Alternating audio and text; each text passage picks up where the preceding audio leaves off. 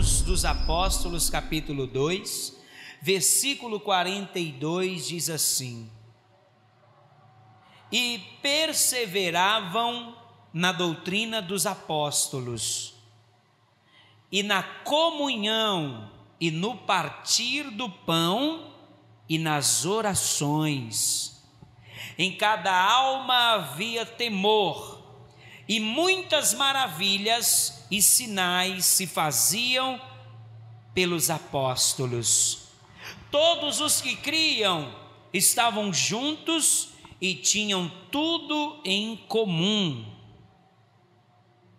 Eu quero ler novamente o versículo 42 que diz: e perseveravam na doutrina dos apóstolos e na comunhão, e no partir do pão e nas orações. Olha aqui para mim, nós estamos lendo aqui o perfil da igreja primitiva, a igreja onde aconteceu uma revolução, a igreja que revolucionou a sua geração. E por causa desta igreja, o evangelho chegou até mim e você. E aqui a palavra nos mostra que essa igreja, ela era uma igreja onde maravilhas aconteciam. Você sabe o que significa essa palavra maravilhas? Sabe o que significa maravilhas? Ninguém. Maravilha é uma coisa extraordinária, é uma coisa fora do comum, é uma coisa que deixa as pessoas impressionadas. Entende? Sim ou não? Eu pergunto para você, um paralítico levantado de uma cadeira, ainda está alto aí, pastora? Tá bom, né? Então presta atenção, olha aqui para mim, presta atenção. O paralítico levantar da cadeira de rodas é uma maravilha, sim ou não? O canceroso vomitar o câncer é uma maravilha. Quem aqui já viu o canceroso vomitar o câncer? Você já viu? Eu já vi. Quando eu estava pastoreando uma igreja em Vitória de Santo Antão, no interior de Pernambuco, uma mulher cancerosa foi ali participar de um culto. Ela ouviu a pregação e depois nós oramos e ela vomitou o câncer. Deus, Ele quer que nós sejamos esse tipo de igreja, amém? Deus, Ele quer que esse ambiente aqui, o qual nós chamamos de igreja, seja um ambiente favorável para que os milagres aconteçam. Mas para que esse ambiente seja um ambiente favorável para o agir de Deus, é necessário que nós venhamos viver em comunhão. Amém? Você sabe o que é comunhão? Se não, eu vou te explicar. Mas antes de você sentar, feche os olhos, vamos orar. Pai amado e querido, queremos ouvir a Tua voz. Precisamos, meu Deus, da Tua direção. Por isso agora eu te peço, abra o nosso entendimento, ilumina a nossa mente, lança por terra todo bloqueio, todo embaraço e fala conosco em nome de Jesus. Pode sentar, por gentileza. Pode tomar o teu assento e vamos meditar na palavra de Deus. Vamos meditar na palavra do Senhor. A igreja primitiva foi uma igreja que revolucionou a sua geração. Foi uma igreja aonde coisas extraordinárias aconteceram. Uma igreja que sacudiu a sociedade da sua época.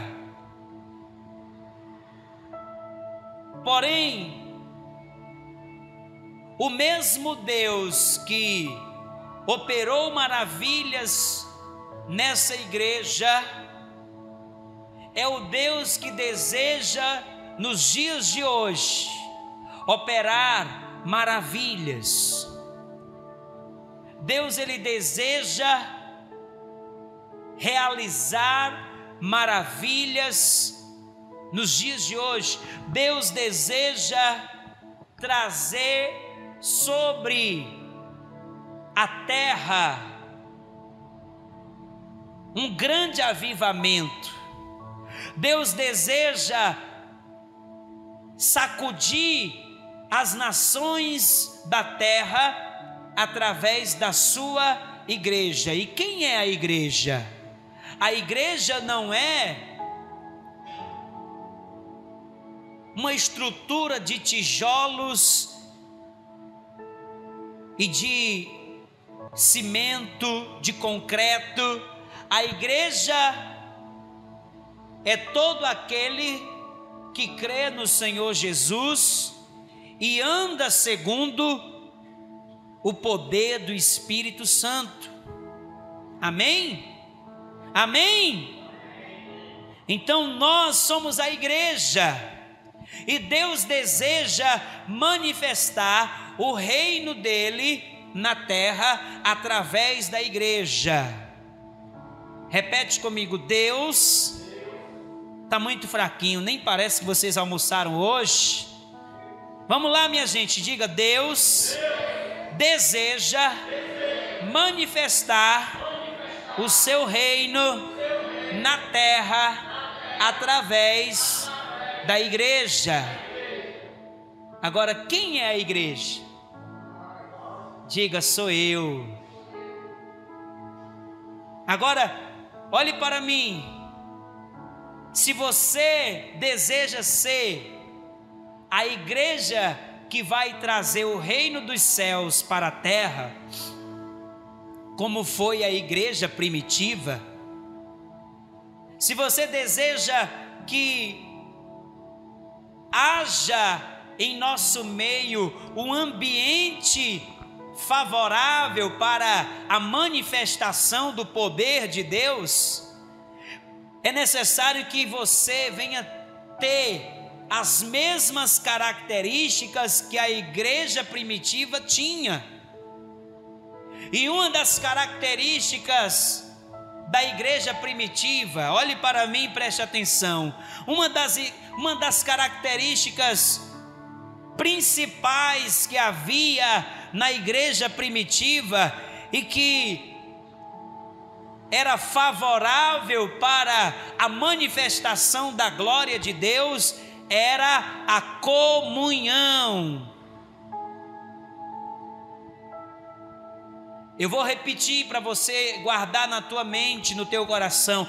Uma das características principais da igreja primitiva que fazia com que houvesse um ambiente favorável para a manifestação do reino de Deus era a comunhão. Repete: comunhão. E essa palavra comunhão, ela no grego é koinonia, K-O-Y-N-I-A,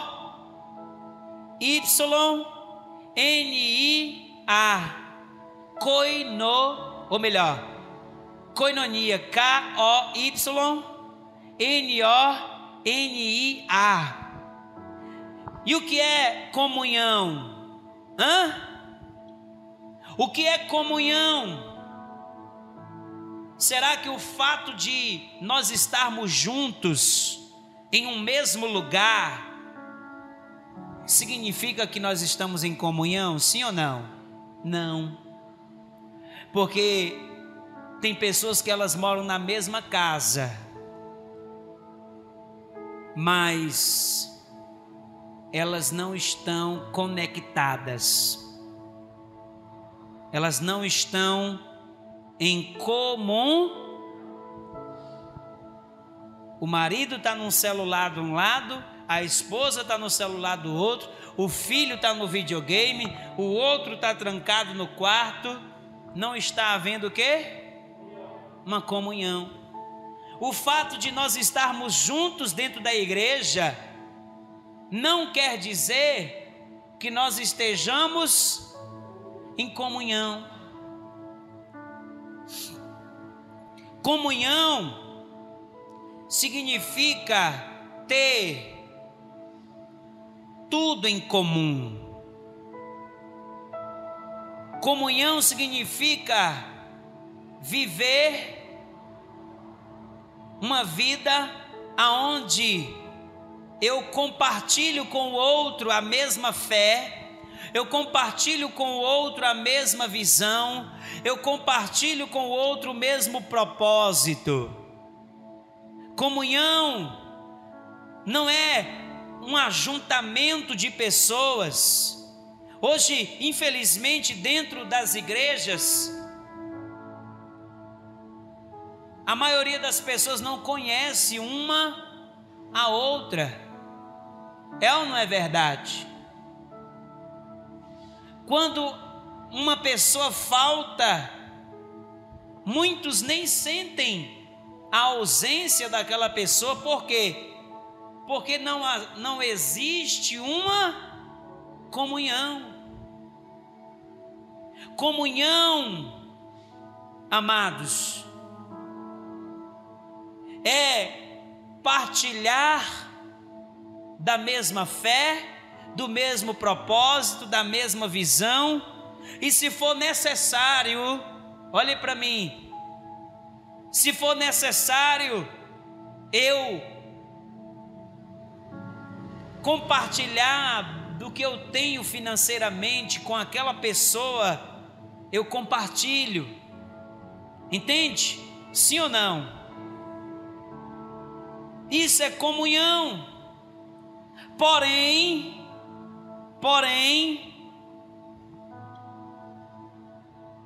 para que eu tenha comunhão com as pessoas, e uma comunhão verdadeira, uma comunhão saudável, uma comunhão de qualidade, eu preciso primeiro ter comunhão com Deus. Olhe, presta atenção nessa frase, se você puder até anote. A minha maneira de tratar e me relacionar com as pessoas é um termômetro da minha comunhão com Deus. Se eu sou uma pessoa indiferente ao meu próximo, então significa que o meu relacionamento com Deus está muito ruim.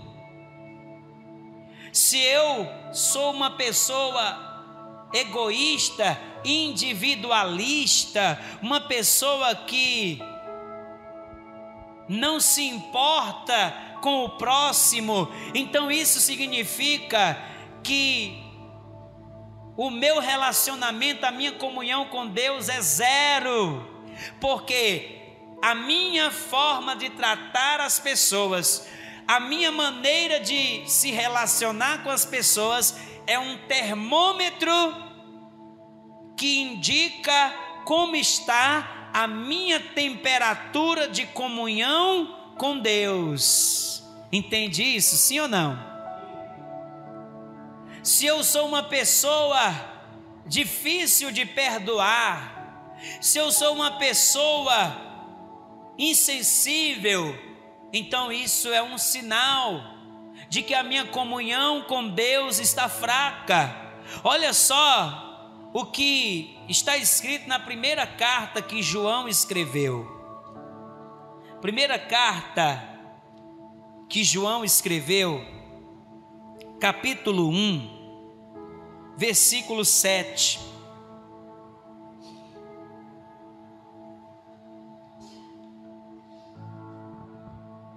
Primeira carta que João escreveu, capítulo 1, versículo 7, diz assim, ó: mas se andarmos na luz, como Ele na luz está, temos comunhão uns com os outros, e o sangue de Jesus Cristo, seu Filho, nos purifica de todo pecado. Olha aqui, se andarmos na luz. O que é andar na luz, amados? É andar em comunhão com Jesus Cristo. Olha para mim, eu vou repetir para você entender, hein?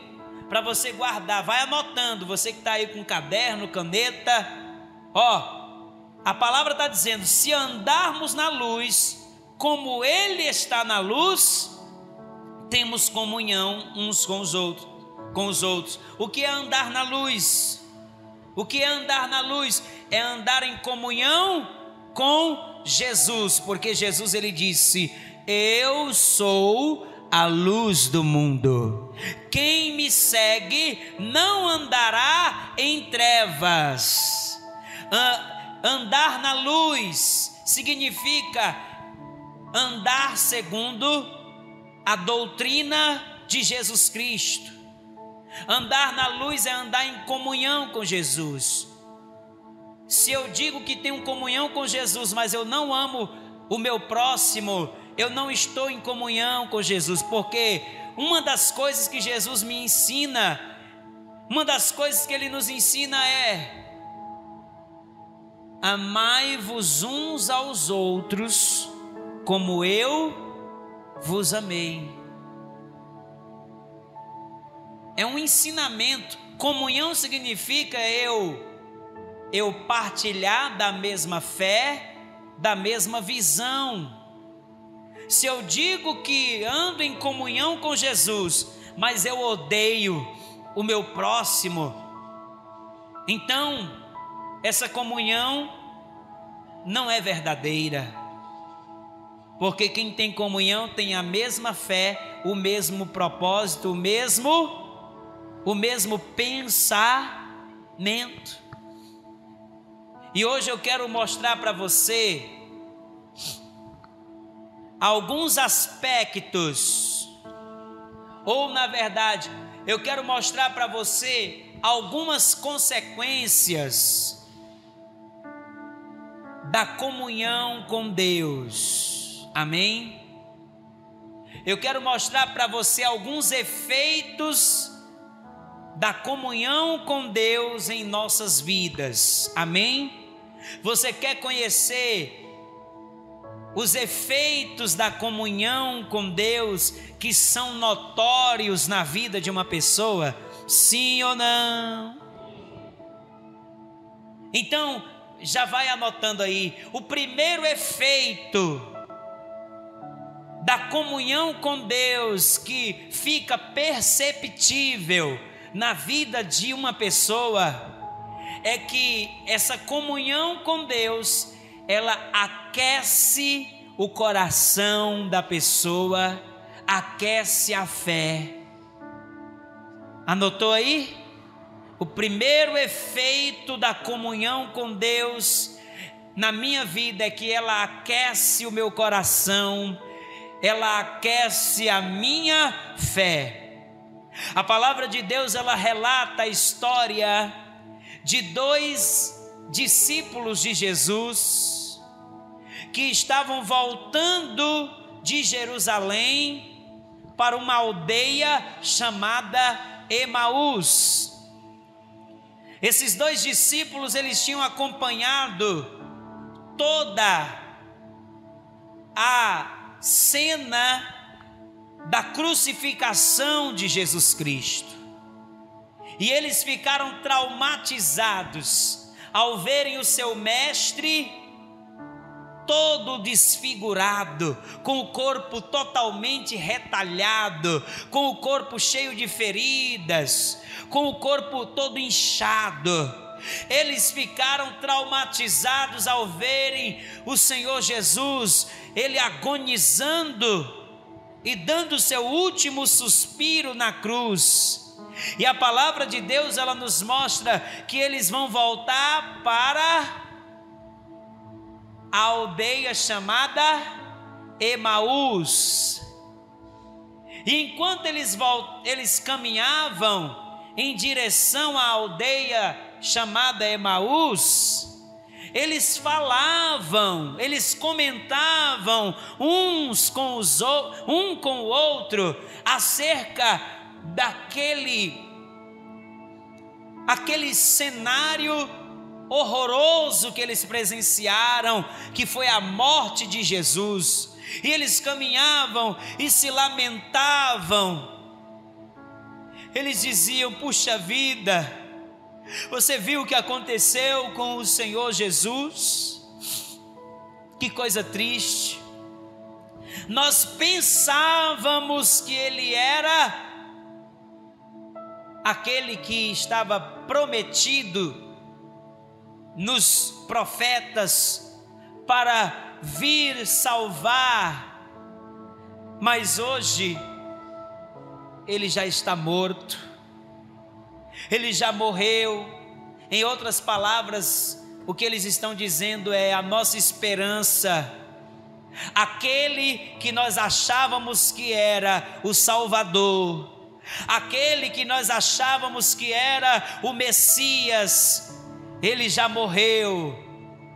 E de repente, enquanto eles estão caminhando, um estranho se aproxima. Um estranho se aproxima e pergunta.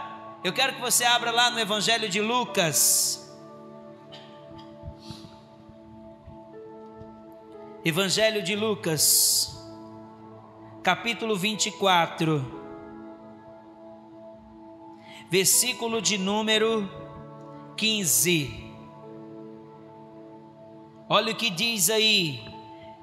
E aconteceu que, indo eles falando entre si e fazendo perguntas um ao outro, o mesmo Jesus se aproximou e ia com eles.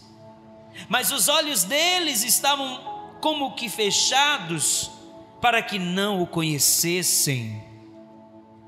E ele lhes disse: que palavras são essas que caminhando trocais entre vós, e por que estáis tristes? Olha aqui, Jesus agora vai se aproximar, mas eles estavam tão focados, presta atenção, eles estavam tão focados no passado, eles estavam tão focados no sofrimento, que eles não conseguiam enxergar que Jesus estava caminhando com eles. Às vezes nós estamos como esses dois discípulos, nós estamos tão focados no passado, ou então estamos tão focados nas lutas e dificuldades, que muitas vezes Jesus está caminhando lado a lado conosco e nós dizemos que Ele nos abandonou, que Ele se esqueceu de nós. Nós não conseguimos enxergar, que Ele está conosco, caminhando, abrindo portas, fazendo coisas extraordinárias. Jesus vai perguntar: o que palavras são essas que vocês estão falando? E eles vão falar assim, eles vão dizer para ele: és tu peregrino aqui? Em outras palavras, eles vão dizer: Eles estavam tão estressados, tão frustrados, que eles vão responder de forma ignorante. Eles vão dizer: és tu peregrino aqui? Em outras palavras, é como se eles estivessem dizendo assim: onde é que você estava, que você não está sabendo do que aconteceu? Você estava em outro planeta? Você estava em outro planeta que não está sabendo do que aconteceu? E então eles vão começar a dizer: sabe o que aconteceu? É que Jesus, aquele que nós achávamos que ele era o Messias, ele morreu, e ele sofreu muito. E então Jesus, ele vai dizer para eles: ó lerdos. Olha o que Jesus vai dizer. Ele vai dizer assim: ó homens tardios para crer em tudo aquilo que os profetas falaram. E então Jesus vai começar a pregar. Jesus vai começar a dizer: ei, espera aí, mas não estava escrito na lei e nos profetas que convinha que o Cristo padecesse?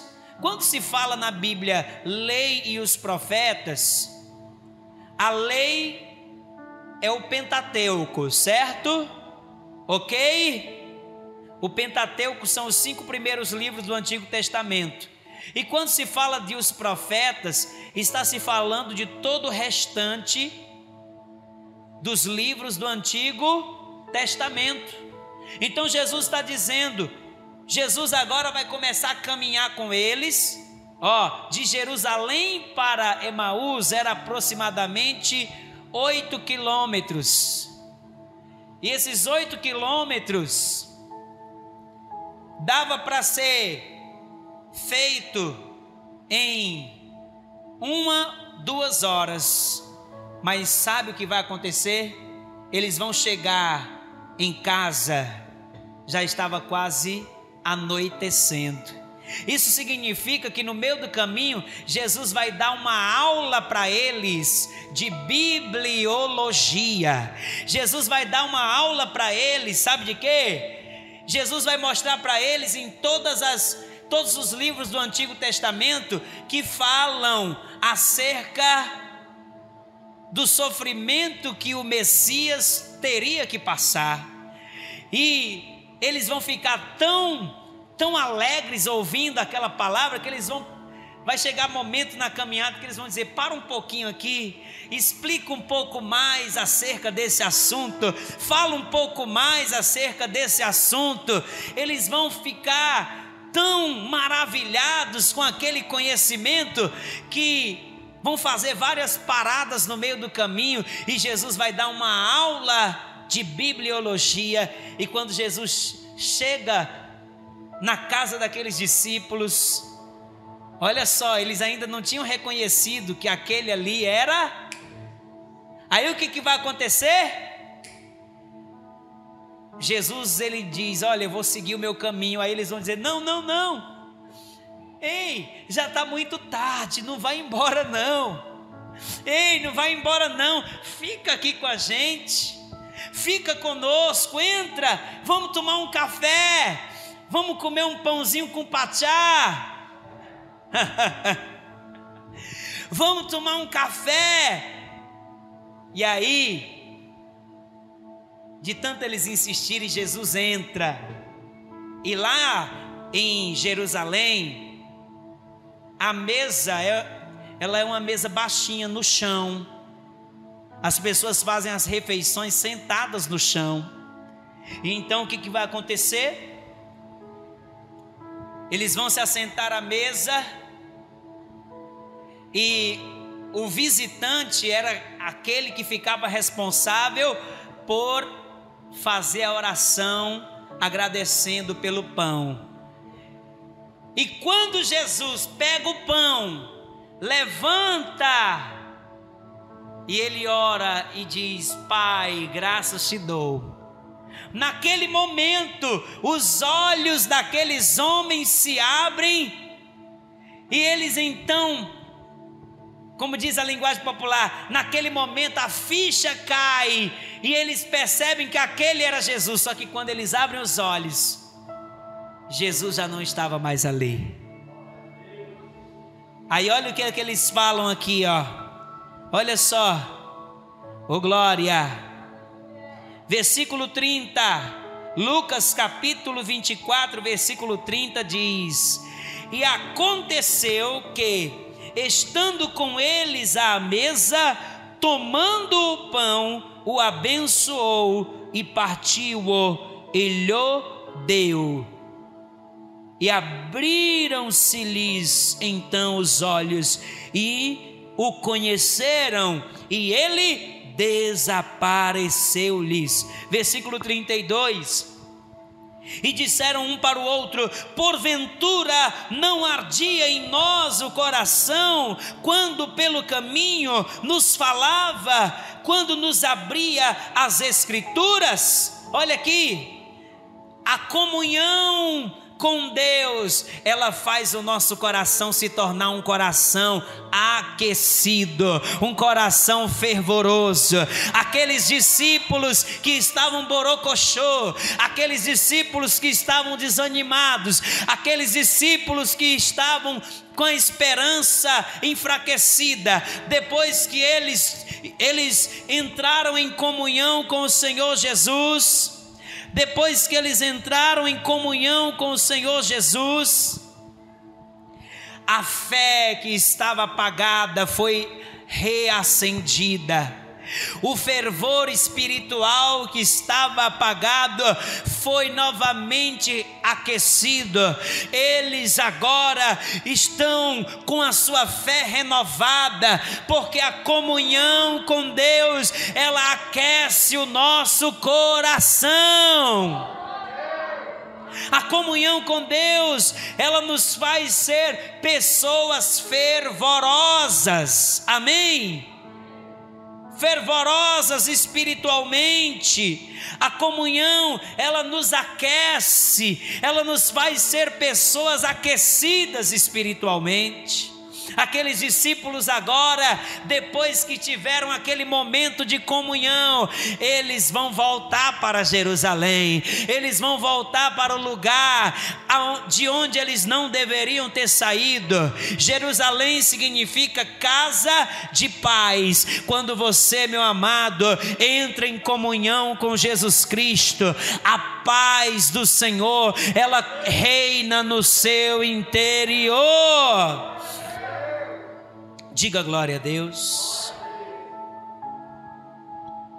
Uma outra coisa que acontece quando nós estamos em comunhão com Deus, um outro efeito da comunhão que é notório, que é perceptível, é que a comunhão com Deus, ela marca a nossa vida, ela marca o nosso caráter. Amém?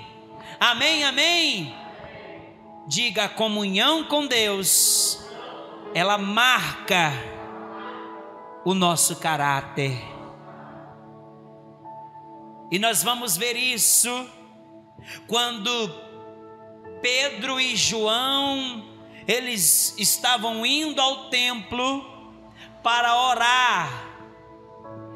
A palavra de Deus diz que estava ali na porta do templo um paralítico de nascença, e esse paralítico estava com a mão estendida, olhando para Pedro e João, esperando receber o quê? Uma esmola. Aquele paralítico esperava receber deles. Só que Pedro vai olhar nos olhos daquele homem e vai dizer assim: olha para nós. E aquele homem, ele vai olhar assustado, com os olhos arregalados. Pedro vai dizer: olha para nós. E ele E então Pedro vai dizer: ei, eu não tenho prata, eu não tenho ouro. Então Pedro vai dizer: mas o que eu tenho, isso eu te dou. Em nome de Jesus Cristo, o Nazareno, levanta e anda. E aquele paralítico levantou e começou a saltar ali. E a palavra de Deus diz que a multidão, ela vai começar a glorificar a Deus por causa daquele milagre.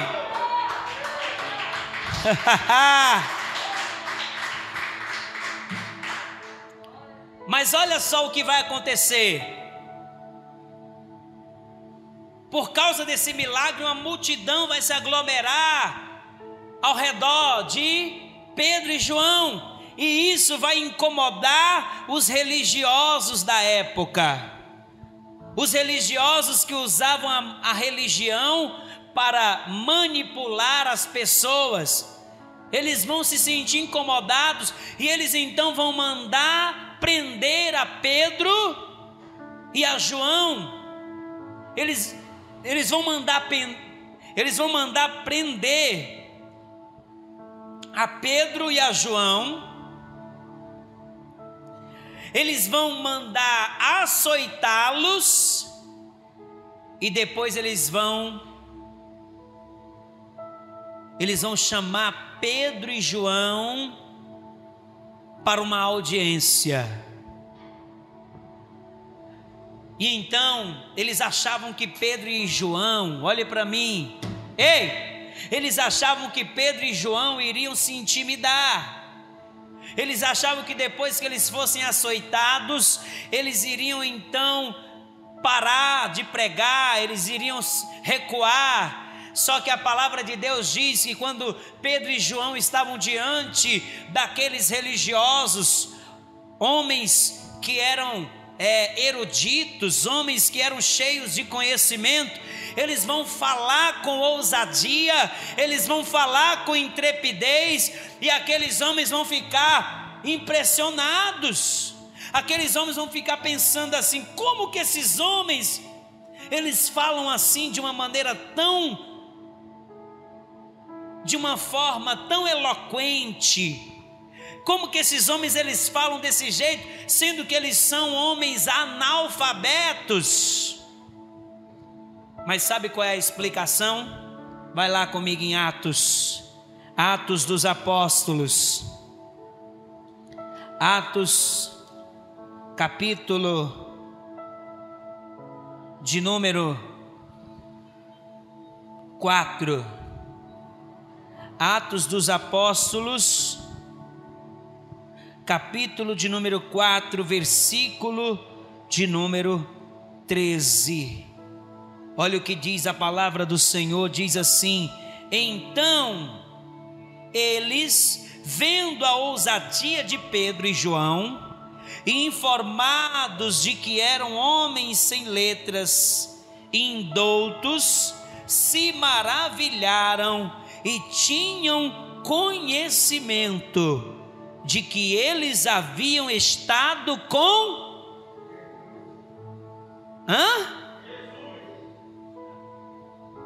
os religiosos.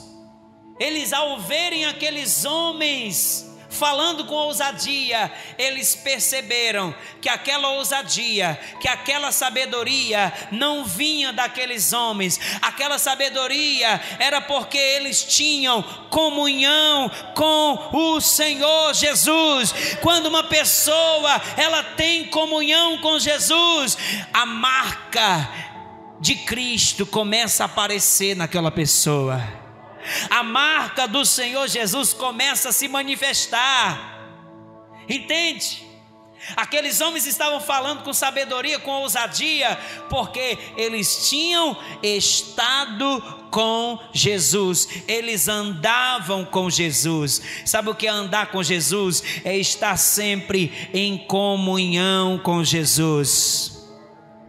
Pastor, como é que eu desenvolvo a minha comunhão com Jesus? Como é que eu desenvolvo essa comunhão, essa intimidade? O primeiro passo é você ter uma vida de oração, meu amado.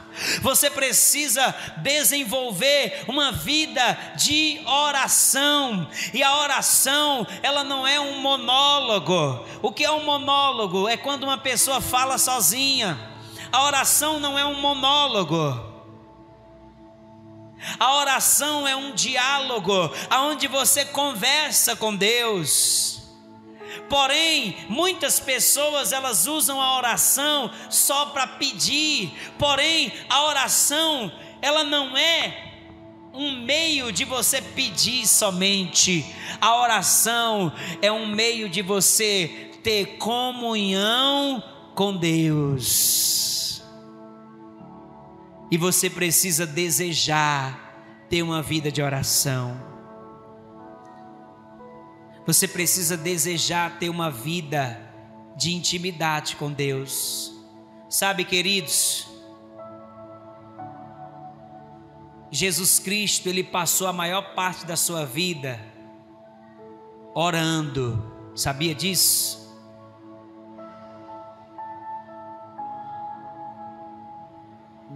Da maior parte do Evangelho,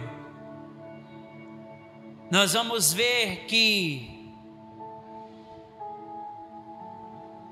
grande parte dos textos da Bíblia, do Evangelho, melhor dizendo, aproximadamente 40% fala que Jesus orava.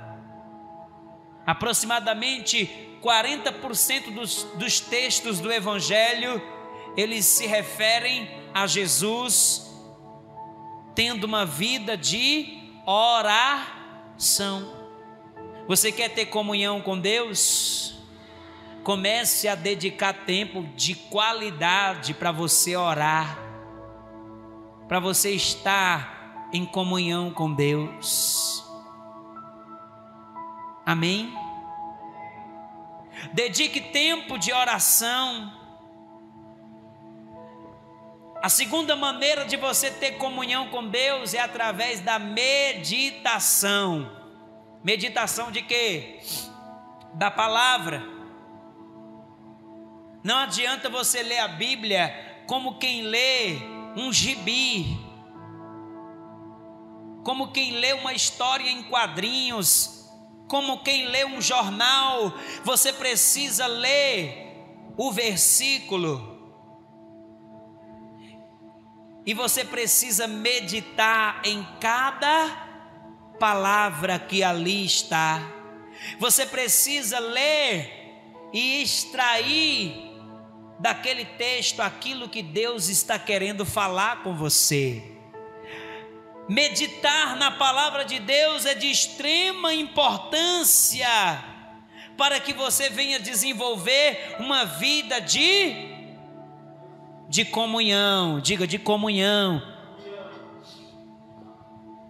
No Salmo 1 diz: bem-aventurado o homem que não anda segundo o conselho dos ímpios, nem se detém no caminho dos pecadores, nem se assenta na roda dos escarnecedores. Antes tem o seu prazer na lei do Senhor, e na sua lei medita de dia e de noite. Meditar não é você ler a Bíblia de qualquer jeito, é você ler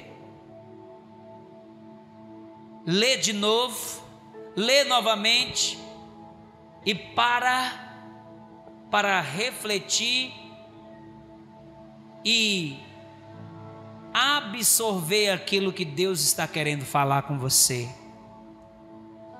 Você está entendendo? Assim como quando você come uma comida, você precisa mastigar bem aquela comida, sim ou não? Você precisa mastigar bem, para que o teu corpo venha absorver o quê? As vitaminas, os nutrientes que aquele alimento tem. E você sabe que o processo de digestão, ele leva tempo, sim ou não? Você sabe quanto tempo leva para o corpo ele digerir um alimento? 3 horas, né? Olha só. Assim também é quando nós comemos a palavra de Deus, nós temos que digerir ela. Nós temos que absorver aquilo que ela está querendo nos ensinar, para que então a nossa comunhão com Deus seja fortalecida. Você está compreendendo essa palavra? Oh, meu querido, Deus ele está te convidando hoje para você sair de um nível superficial de comunhão, e Ele está te chamando para você ir mais fundo. Deus não quer que você seja um religioso, mas Ele quer que você seja aquele que tem comunhão com Ele. E quando você tem comunhão com Ele, a primeira consequência disso é o quê? Nós aprendemos aqui. Qual é a primeira consequência? Fala aí, Ana Paula, você que está anotando. Qual é a primeira consequência disso? Aquece o coração. A primeira consequência da comunhão é que o nosso coração se aquece, a nossa fé se aquece. A segunda consequência, qual é? É que o nosso caráter é marcado, nós passamos a ficar parecidos com o Senhor. A terceira coisa que acontece quando nós estamos em comunhão é que nós começamos a desfrutar de uma alegria sobrenatural. É uma alegria que não depende das circunstâncias. Pedro e João, depois de terem levado chicotadas, depois de terem sido ameaçados, a palavra de Deus ela diz que eles foram para a igreja e eles não ficaram se lamentando. A Bíblia diz que eles se alegraram por terem sido dignos de sofrer por amor ao Senhor Jesus Cristo. Você pode aplaudir? Pode aplaudir? Diga glória a Deus. Essa é a terceira característica da comunhão. Quando você está em comunhão com Jesus, você desfruta de uma alegria sobrenatural. Se você tem vivido tristonho, tem vivido abatido, então você precisa começar a orar mais, a buscar mais ao Senhor, a meditar mais na palavra. A palavra diz em Filipenses que Paulo estava preso, estava no corredor da morte. Mas apesar de Paulo estar no corredor da morte, a Bíblia diz que ele se alegrava. Ele se alegrava não por causa que tudo estava bem, mas ele se alegrava porque ele sabia que estava cumprindo o propósito de Deus. Ele se alegrava porque ele estava em comunhão com Jesus. Ele se alegrava porque ele tinha certeza que se ele morresse, ele iria direto para os braços do Pai Celestial. Por isso em Filipenses, Paulo vai dizer assim, na carta que ele escreveu aos Filipenses, ele vai dizer assim: olha, para mim o viver é Cristo, mas se eu morrer, eu estou no lucro, porque se eu morrer, eu irei para os braços do meu Senhor. E muitas vezes Paulo desejou isso, sabia? Paulo desejou morrer, mas ele desejou morrer não porque ele estava depressivo. Paulo desejou morrer não porque ele era uma pessoa triste, mas porque ele queria estar com Jesus. Ele queria estar na presença de Jesus. Você está entendendo isso, sim ou não? Paulo, ele dizia: ah, como eu quero estar lá na glória com o meu Senhor. Ah, o meu desejo é estar com Ele. esse tem que ser o desejo do nosso coração, estar com Ele. Você tem desejado estar com Ele? Você tem desejado dia após dia estar em comunhão com Jesus, em oração, em meditação, estar em comunhão na casa do Senhor? Você precisa desejar isso com todo o teu coração e com todas as tuas forças. Fique de pé. Eu quero orar pela tua vida.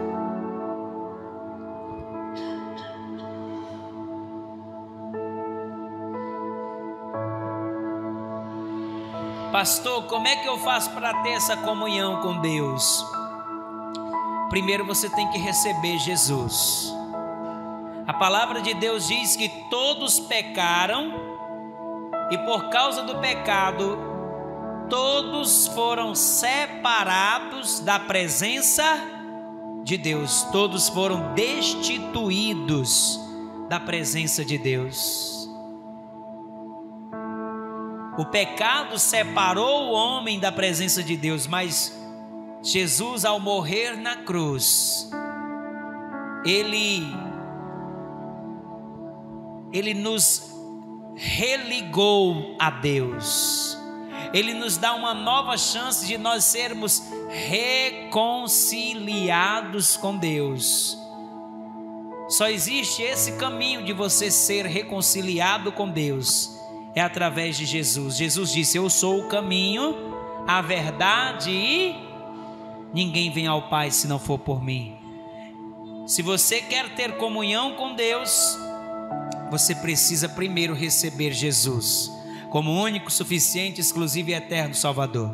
Pastor, eu quero ter comunhão com Deus. Eu quero ter o meu coração aquecido. Eu quero ter, pastor, a marca de Deus na minha vida. Eu quero ter o caráter transformado. Eu quero ter a alegria da salvação. Então você precisa receber Jesus. Você que quer receber Jesus, levante a sua mão. Você que levantou a mão, vem aqui para frente. Vem meu querido, vem para cá. Você que levantou a sua mão, vamos aplaudir mais. Oh, glória! Coloca a mão sobre o local do coração, fecha os olhos. Agora eu quero fazer o segundo convite a você que talvez já recebeu Jesus, mas você se afastou, você saiu do caminho. O Pai te chama hoje para você voltar. Você que quer voltar para o caminho, levante a sua mão direita. Tem alguém? Você que levantou a mão, vem aqui para frente. Vamos aplaudir o Senhor, igreja. Coloca a mão sobre o local do teu coração, fecha os teus olhos. E vocês que estão aqui à frente, eu quero orar por vocês. A igreja, estenda as mãos. Pode sentar, a igreja, estenda as mãos em direção a essas vidas. Vocês que estão aqui à frente, orem assim comigo. Diga: Senhor meu Deus, eu reconheço que longe de Ti eu não posso viver. E neste momento eu me arrependo de todo pecado, e eu confesso que Jesus Cristo é o meu único, suficiente, exclusivo e eterno Salvador. Faz morada, meu Deus, em meu coração. Escreva o meu nome no livro da vida, em nome de Jesus. Deixa eu orar por você. Deus amado e querido, essas vidas agora se arrependem dos seus pecados, e elas agora confessam a Jesus como único Senhor e Salvador. Vem agora perdoar os pecados, vem abraçar essas pessoas, vem remover o sentimento de culpa e vem, meu Deus, restaurar a comunhão, pois está escrito que através do sangue de Jesus, toda barreira que nos afastava da Tua presença é removida, e o caminho se abre para que nós possamos ter comunhão com o Senhor. Meu Deus, abraça essa pessoa, traz sobre ela agora a alegria da salvação, a alegria do teu Espírito. Firma os pés dessa pessoa, Pai, na tua presença, na tua palavra. Abraça essa pessoa, meu Deus, e guia ela no teu caminho, meu Pai. Oh, meu Deus, que essa pessoa ela sinta nesta hora o teu abraço.